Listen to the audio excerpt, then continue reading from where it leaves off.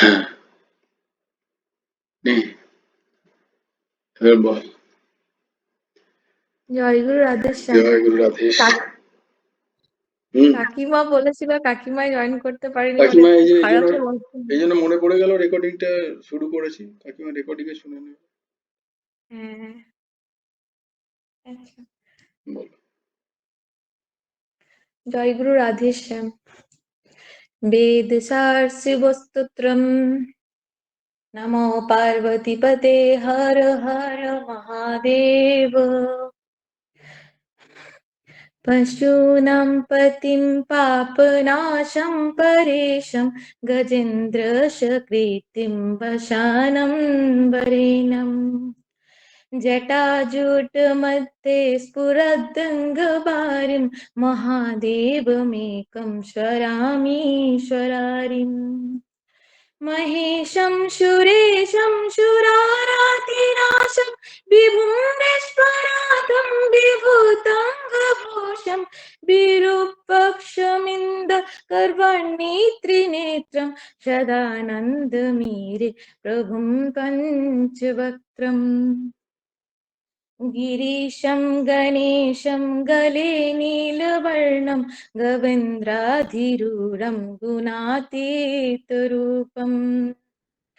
भवं भस्वरं भस्वनाभूषितङ्गं भवानी कलत्रं भजे पञ्चवक्त्रम् शिवाकान्तशम्भूष शङ्करत्वमाले महेशानशूलं जटाजूटधारिं त्वमेको जगद्व्यापको विश्वरूप प्रसीद प्रसीद प्रभो पूर्णरूप परत्मानमेकं जगद्बीजमाद्यं निरीहं निराकारं ओङ्कारवेद्यम् यतो जायते पालते येन विश्वं तमीशं भजे लीयते यत्र विश्वम् न भूमिर्न चापो न वर्णिर्न वायुर्न चाकाशमस्ति न तन्द्रा न निद्रा न ग्रीष्मो न शीतं न देशो न वेशो न यस्यस्ति मूर्तिस्त्रिमूर्तिं तमीरे अजं शाश्वतं कारणं कारणानां शिवं केवलं भाषिकं भाषिकानम् तुरीयं तमपरमद्यन्तहीनं प्रपद्ये परं पावनं दैत्यहीनम् नमस्ते नमस्ते विभो विश्वमूर्ते नमस्ते नमस्ते चिदानन्दमूर्ते नमस्ते नमस्ते तपोयोग्यगम्य नमस्ते नमस्ते श्रुतिगणगम्या प्रभु शूलपाणे विभो विश्वनाथ महादेव शंभो महेश त्रिनेत्र शिवाकान्त शान्त स्वरारे पुरारे तदन्यो वरण्यो न मन्यो न गण्य शंभो महेश करुणामयि शूलपाणि गौरीपते पशुपते पशुपाशनाशिन् काशीपते करुणाय जगदेकदेकस्तं हंसी पाशी विदधासि महेशोरोषि तत्तो जगत भवति देव भवोऽसुरारे तय्यैव तिष्ठति जगन्मीरा विश्वनाथ तय्यैव गच्छति जगदेतदेश लिङ्गात्मकं हर चरचर विश्वरूपिन् इति श्रीमत्शङ्कराचार्यकृत वेदसार शिवस्तोत्र सम्पूर्णम्। নমঃ শিবায় নমঃ। হর হর মহাদেব। জয় গুরু রাধেশ্যাম। বাহ, অপূর্ব অপূর্ব অপূর্ব সুন্দর, সাধারণ।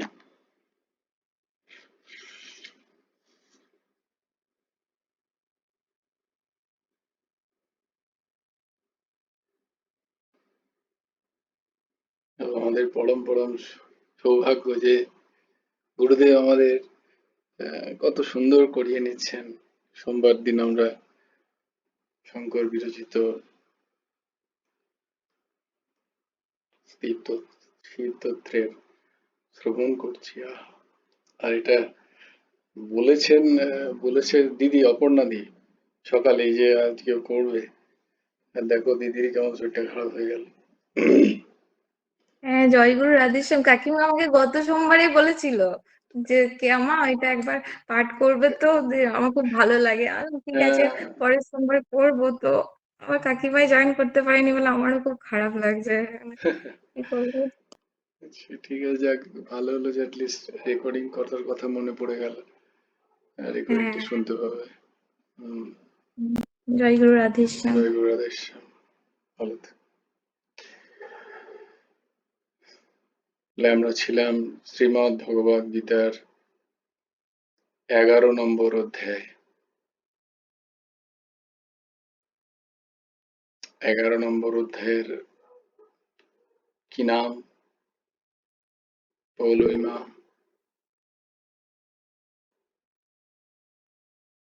পৌলমী, হ্যাঁ, জয়গুরু রাধেশ্যাম। বলো 11 নম্বর অধ্যায়ের নাম কি? বিশ্ব দর্শন যোগ। বাহ, ভেরি গুড, ভেরি গুড। বিশ্বরূপ দর্শন যোগ। ও, বিশ্বরূপ দর্শন যোগ। বিশ্বরূপ দর্শন যোগ। Sorry. এতে আমাদের এই শুনতে শুনতেই মুখস্থ হয়ে যাবে, এটা কোনো ব্যাপার না। তো শ্রীমদ্ ভগবত গীতার 11 অধ্যায়ের নাম হচ্ছে বিশ্বরূপ দর্শন যোগ। এইভাবে এসো, তার আজকে 24 নম্বর শ্লোক আমরা, আমার সাথে সাথে তোমরাও উচ্চারণ করো। নভঃ স্পৃশং দীপ্তমনেকবর্ণम्, নভঃ স্পৃশং দীপ্তমনেকবর্ণम्, व्यत्याननं दीप्तविशालनेत्रम्,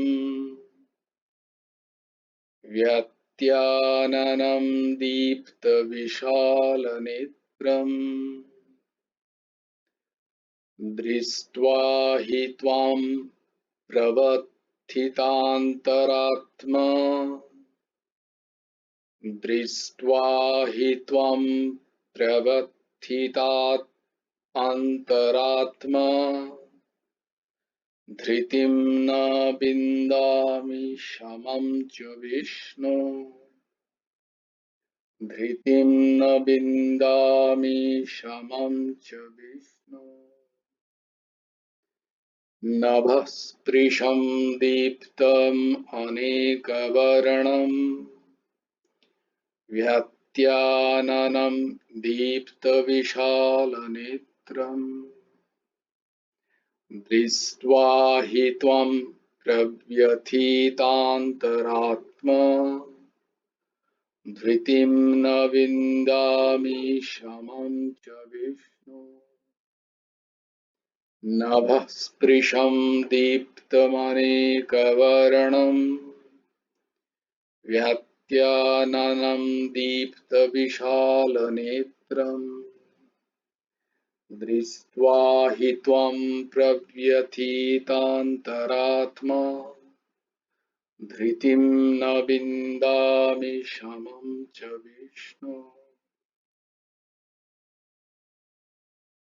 हे विष्णु, কারণ হে বিষ্ণু, দীপ্তম অনেক বর্ণ, দেদীপ্যমান বিচিত্র বর্ণ, নভঃস্পৃশম আকাশকে স্পর্শ করেছেন, ব্যক্তাননম মুখ বিস্তারিত দীপ্ত বিশাল নেত্রম, চোখ প্রদীপ্ত বিশাল, ত্বম আপনাকে দৃष्ट्वा দেখে, প্রব্যথিতান্তরাত্মা ভয়ভীত অন্তরে, ধৃতিম চ ধৈর্য এবং সমম না বিন্দামি, শান্তি পাচ্ছি না। কেননা হে বিষ্ণু, আপনার দেদীপ্যমান বিচিত্র বর্ণ, আপনি আকাশকে স্পর্শ করেছেন, অর্থাৎ সর্বদিকেই বিস্তারিত আকৃতি, আপনার মুখ বিস্তারিত, আপনার চোখ প্রদীপ্ত ও বিশাল। আপনার এই রূপ দেখে আমি ভয়ভীত, ধৈর্য এবং শান্তি পাচ্ছি না।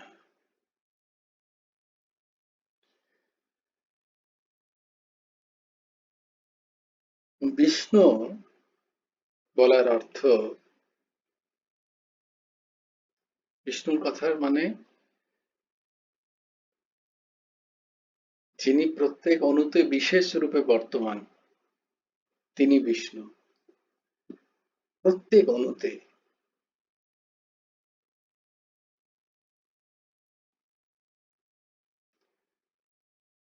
এর থেকে বোঝা যায় যে ভগবানের ব্যাপ্তি অনন্ত, ভগবানের ব্যাপ্তি সীমিত নয়।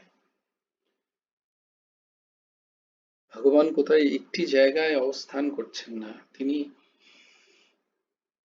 সর্বত্র অবস্থান করছেন, সব সময় অবস্থান করছেন এবং এক রূপ হয়ে অবস্থান করছেন। তাই বিষ্ণু। তাই ভগবানের এই বিশ্বরূপ এবং তার যে বিশালত্ব, তার যে অন্তহীনতা অর্জুনের চোখে, অর্জুন অনন্ত দেখতে পাচ্ছে, দেখতে পাচ্ছে না অনন্ত। একটা জায়গায় গিয়ে অর্জুনের দৃষ্টি আর তো পৌঁছতে পারছে না, মনে হচ্ছে যেন তার থেকেও বিস্তৃত ভগবান। এখানে নভঃস্পৃশম মানে আকাশ ছুঁয়েছে। আকাশ ছোঁয়ার মানে হচ্ছে শুধুমাত্র আকাশ ছুঁয়েছে তা নয়। আমরা বলি না বিশাল উঁচু উঁচু উঁচু উঁচু ইমারত, বিল্ডিং যেন আকাশ ছুঁয়েছে, স্কাই স্ক্র্যাপার বলা হয়, আকাশ ছুঁয়েছে। তো এখানেও তার মূল ভাবটা হচ্ছে যে আপনার সেই বিশাল ব্যাপ্তি যেন আকাশ ছুঁয়ে, তার উপরেও যেন বিস্তৃত হয়েছে। নভঃস্পৃশম।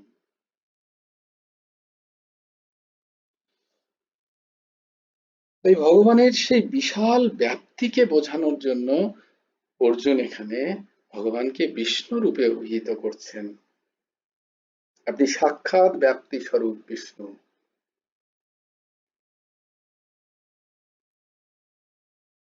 কিন্তু আপনি কৃষ্ণ রূপে এই ধরাতলে অবতীর্ণ হয়েছেন। কারণ যদা যদা হি ধর্মস্য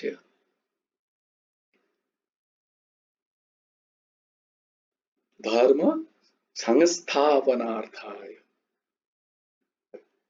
ধর্ম সংস্থাপনার্থায়, আপনি ধর্মের প্রতিষ্ঠার জন্য বারংবার আবির্ভূত হন, অবতরণ করেন।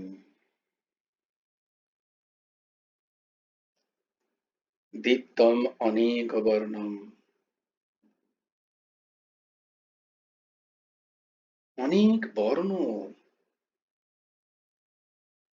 কেন যে 7টা বর্ণের কথা আমরা বলি না, সেই সমস্ত বর্ণ যেন এখানে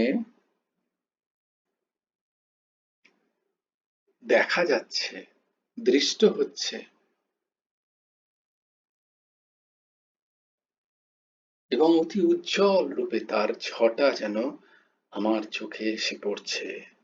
দীপ্তম অনেক বর্ণম, অনেক বর্ণ, বিভিন্ন বর্ণ।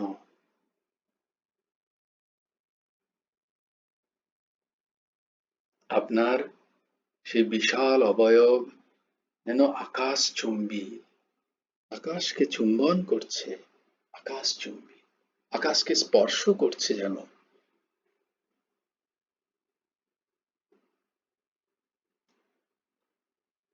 এই আকাশকে স্পর্শ করার মানেই হলো গিয়ে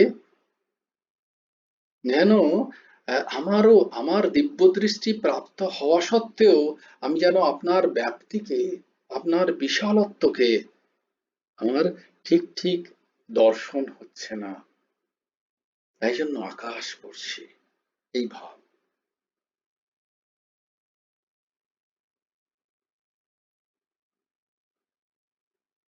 ব্যাত্যাননম,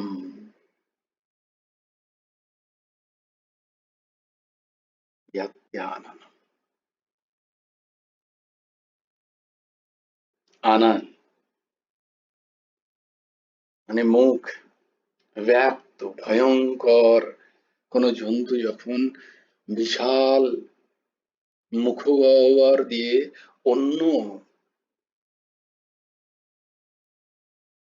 প্রাণীর শিকার করে, তার সেই বিশাল মুখগহ্বর যেমন দেখতে লাগে, এখানেও যেন ভগবানও সেইরাম নাকি মুখগহ্বর বিস্তার করেছেন, ব্যাপ্তি, ব্যাপ্ত্যান। আপনার সেই গ্রাস থেকে মনে হচ্ছে আপনি এই সমস্ত জগৎ সৃষ্টিকে যেন এক নিমেষে গ্রাস করবেন। আপনার চক্ষু বিশাল ও উজ্জ্বল রূপে প্রতিভাত হচ্ছে, বিশাল নেত্রম, বিশাল বিশাল নেত্র, এবং তা যেন জ্বলছে উজ্জ্বল রূপে। দৃष्ट्वा हि तां প্রব্যাথিতান্তরাত্মা।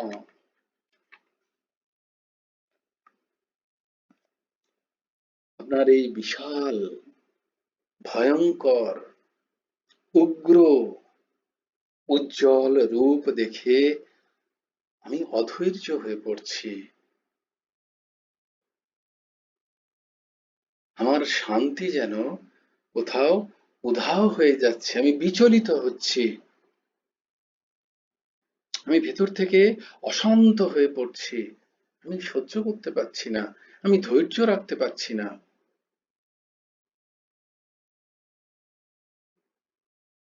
অর্জুন নিজে একজন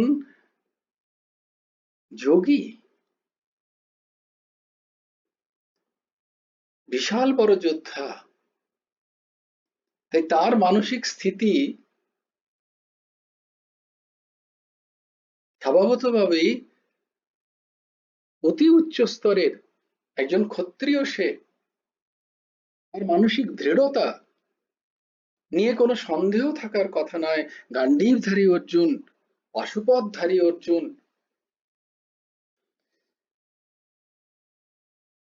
কিন্তু তা সত্ত্বেও এরপরেও তার দিব্যচক্ষু প্রাপ্ত হয়েছেন, কিন্তু সেই দিব্যচক্ষু দ্বারার সেই রকম দৃঢ় মানসিক অর্জুনও ভগবানের এই করাল রূপ দেখে ভয়ভীত।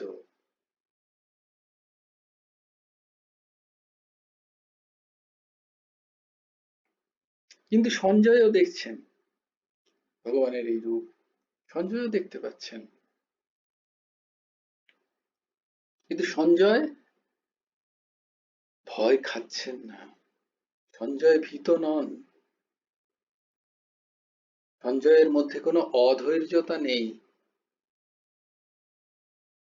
তার মধ্যে কোনো অশান্তির ভাব নেই।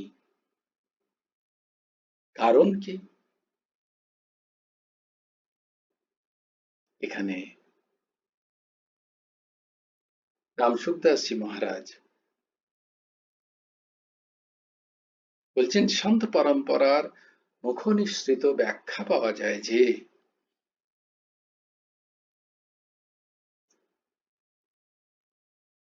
সেই কালে, মহাভারতের কালে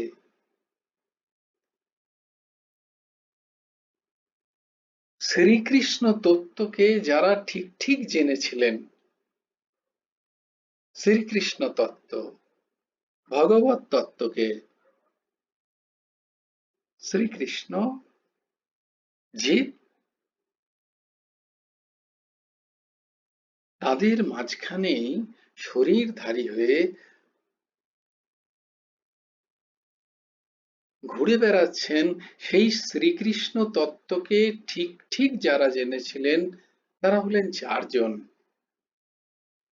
এক ভীষ্ম পিতামহ, আরেকজন বিদুর কাকা, মহামতি বিদুর, আরেকজন মা কুন্তী। কুন্তী তার পিসি ছিলেন, সম্পর্কে শ্রীকৃষ্ণের পিসি, বসুদেবের ভগ্নী কুন্তী। তিনি জেনেছিলেন শ্রীকৃষ্ণ তত্ত্বকে। আর একজন জেনেছিলেন, তিনি হলেন সঞ্জয়। তো আমি যদি কারুর কোনো ব্যক্তির ঠিক ঠিক স্বরূপকে জেনে থাকি আগে থেকেই, সেই স্বরূপ যদি কখনো প্রকাশ পায়, সেই স্বরূপের ব্যাপ্তি, সেই স্বরূপের গভীরতা, তার সম্বন্ধে যদি আমি কখনো তার গভীরতা, তার ব্যাপ্তি, তার বিশালত্বকে আমি যদি কখনো আমার কাছে চোখে পড়ে, আমি তো জানি যে সেটা ওই রকমই। যারা জানে এরকম কোন ব্যক্তি সম্বন্ধে আমি যদি জেনে থাকি আগে থেকেই, তাহলে আমি যখন দেখব তার সেই স্থিতিকে, তাহলে আমি অবাক হব না, আমার মধ্যে কোনো অধৈর্যতা হবে না, আমার মধ্যে কোনো অশান্ত ভাব আসবে না, কারণ আমি জানি তার স্বরূপ এরকম। তত্ত্ব তো আমি তাকে চিনি। তাই সঞ্জয় তত্ত্ব তো ভগবানকে জানেন, শ্রীকৃষ্ণ তত্ত্বকে সে জানে।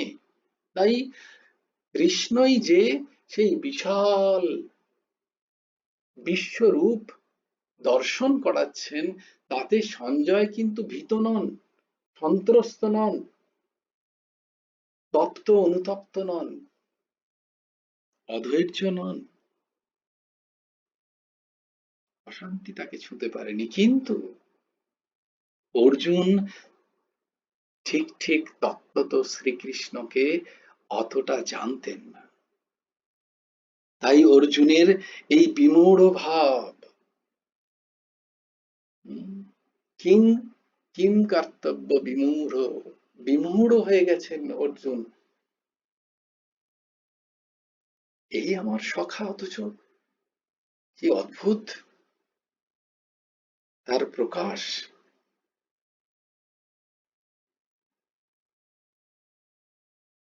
আর এই বিমূঢ়তার জন্যই, শ্রীকৃষ্ণ তত্ত্বকে ঠিক ঠিক না জানার জন্যই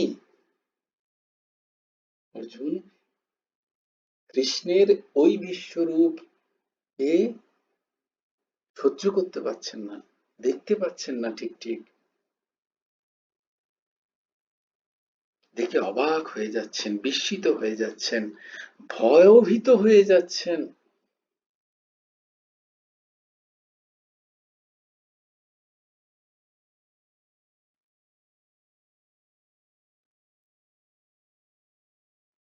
শ্রীকৃষ্ণ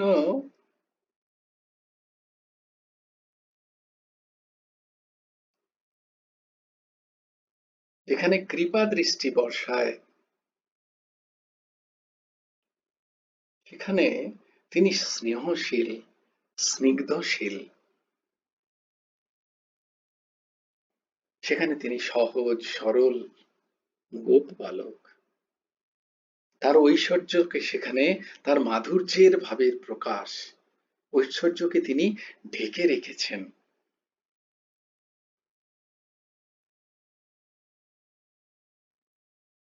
কিন্তু যারা জীবনমুক্ত মহাপুরুষ, তারা শ্রীকৃষ্ণ তত্ত্বকে জানেন,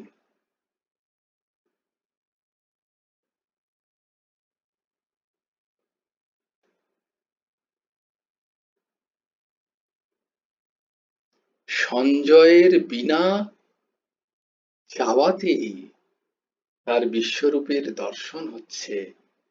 কারণ ভগবান জানতেন সঞ্জয় এই রূপ দর্শন করে তার কোনো বিকৃতি হবে না, কারণ সে তত্ত্ব তো আমাকে জানে। আর অর্জুনকে আমার তত্ত্বকে জানানোর জন্য, কৃষ্ণ তত্ত্বকে অনুধাবন করানোর জন্য আমাকে বিশ্বরূপ দর্শন করাতে হবে। অর্জুন এতে বিমূঢ় হবে, কিন্তু সে আমাকে জানবে। কেন না, অর্জুন তার এত জ্ঞান সত্ত্বেও কুরুক্ষেত্রের যুদ্ধে প্রথমেই সে বিমূঢ় আত্মা।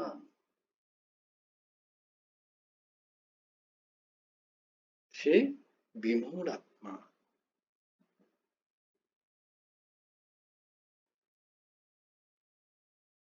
কার্পণ্য দোষ অপহত স্বভাব পৃচ্ছামি ত্বাম ধর্ম সম্মূঢ়চেতা। সম্মূঢ়, ধর্ম সম্মূঢ়চেতা। আমি ধর্ম সম্বন্ধে বিমূঢ় এখন, সে নিজেই স্বীকার করেছে। তাই তার ওই বিমূঢ়ত্বটাকে কাটানোর জন্য, তাকে কৃষ্ণ তত্ত্বকে ঠিক ঠিক বোঝানোর জন্য, হে অর্জুন, নিমিত্ত মাত্র ভব সব্যসাচীন যখন আমি বলবো তাকে, তাকে সেটা স্বীকার করে নেওয়ার জন্য যে এই শ্রীকৃষ্ণকে আমি বিশ্বরূপ রূপে দর্শন করেছি। এই যা বলছে আমি করিষ্যে বচনং তব, এটা যেন বলতে পারে অর্জুন। এর জন্য বিশ্বরূপ দর্শনের প্রয়োজন আছে, যেন অর্জুনের বিমূঢ়ত্ব, অর্জুনের অজ্ঞানত্ব কৃষ্ণ তত্ত্ব সম্বন্ধে অর্জুনের যেন সম্যক জ্ঞান হয়ে যায়। তার জন্যই অর্জুনের উপর কৃপা দৃষ্টিতে ভগবান অর্জুনকে দিব্য দৃষ্টি দিয়ে এই বিশাল বিশ্বরূপের দর্শন করাচ্ছেন, যেন অর্জুনের মহাবিষ্ট হয়ে আমি যুদ্ধ করব না, এই যে ভাব, এর থেকে যেন সে মুক্তি পায়। তাই অর্জুনের প্রতি কৃপা পরবশ হয়ে, দয়া পরবশ হয়ে ভগবান অর্জুনকে সেই বিশাল বিরাট অনন্ত অপার বিশ্বরূপের দর্শন করাচ্ছেন। জয় জয় শ্রী রাধে, জয় জয় শ্রী সীতারাম, হর হর মহাদেব। ভজ গুরু হেমন্ত দেব রাধে শ্যাম, জপ হরে কৃষ্ণ হরে রাম। জয় গুরু রাধে শ্যাম, রাধে শ্যাম রাধে শ্যাম, শ্যাম শ্যাম রাধে রাধে, রাধে কৃষ্ণ কৃষ্ণ কৃষ্ণ রাধে রাধে। জয় গুরু রাধে শ্যাম। ওম তৎসৎ। ওম শ্রী গুরার্পণমস্তু, শ্রী হেমন্ত দেবার্পণমস্তু। সবাই ভালো থেকো, সুস্থ থেকো, সুন্দর থেকো। জয় গুরু রাধে শ্যাম। ভাই আজকে এত তাড়াতাড়ি শেষ করে দিল কেন?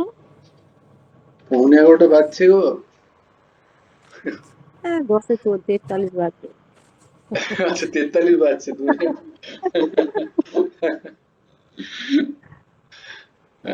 আমরা আসলে একটু আস্তে আস্তে এগোচ্ছি একটা একটা করে। আর এই এই শ্লোকগুলোর ব্যাখ্যাও কম কম, ছোট ছোট। তাও তো আমি অনেকটা স্ট্রেচ করে তোমার বললাম। ওই তাহলে জন্যই তো বলছি, ভালো লাগছিল বলে বলছি। আর সেদিনকে তো আমি এতবার বলছি ভাই আমি কিচ্ছু শুনতে পাচ্ছি না, কারো কোনো কিছুই শুনতে পাচ্ছি না, বারবার কেটে যাচ্ছে, বারবার করছে আর বারবার কেটে যাচ্ছে।